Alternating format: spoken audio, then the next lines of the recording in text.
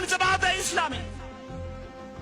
ആരാണ് മതരാഷ്ട്രം വേണമെന്ന് പറയുന്നവർ? ഞാൻ ഇത്രയും നേരം പ്രസംഗിച്ചത് ഇന്ത്യയുടെ വൈവിധ്യങ്ങളും സെക്കുലറിസവും ഇന്ത്യയുടെ പ്ലൂറലിസവും ഇല്ലാതാക്കി ഇന്ത്യയെ ഒരു മതരാഷ്ട്രമാക്കി മാറ്റാൻ കിനാബ് കാണുന്ന RSSന്റെ പ്രത്യയശാസ്ത്രത്തെ കുറിച്ചാണെങ്കിൽ അതിനേക്കാൾ അതുപോലെ അപകടകരമായ മറ്റൊന്ന് ജമാഅത്തെ ഇസ്ലാമി മുൻപോട്ട് വയ്ക്കുന്നു. അകലം പാലിക്കണം. അതിനോട് അകലം പാലിക്കുന്നുവെന്ന് ആദ്യം പറയേണ്ടത് ആ മതവിഭാഗത്തിൽപ്പെട്ടവരാണ്. വർഗീയതയെ ചെറുതു തോൽപ്പിക്കേണ്ടത് ന്യൂനപക്ഷ വർഗീയത കൊണ്ടല്ല.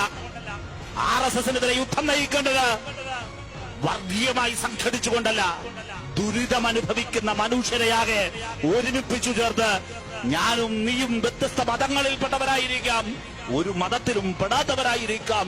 പക്ഷേ എന്റെയും നിന്റെയും വിശപ്പും എന്റെയും നിന്റെയും ദുരിതവും ഒന്നാണെന്നും ആ ദുരിതങ്ങൾക്കും ദുരന്തങ്ങൾക്കും തൊഴിലില്ലായ്മയ്ക്കും വിശപ്പിനും വീടില്ലാത്തതിനുമെല്ലാം കാരണം ഈ രാജ്യം കോർപ്പറേറ്റുകൾക്ക് തീരെഴുതി കൊടുത്ത ഈ നയങ്ങളാണെന്നും തിരിച്ചറിഞ്ഞ് കോർപ്പറേറ്റുകളുടെ ദാസന്മാരായി മാറിക്കഴിഞ്ഞ ഈ സംഘപരിവാരത്തിനെതിരെ ഈ രാജ്യത്ത് മഹാസമരമുയർത്തിക്കൊണ്ടുവരാനാണ് ഈ നാട് പരിശ്രമിക്കേണ്ടത്.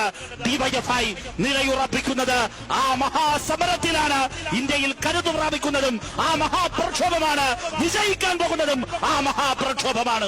ഒരു സംശയവും വേണ്ട.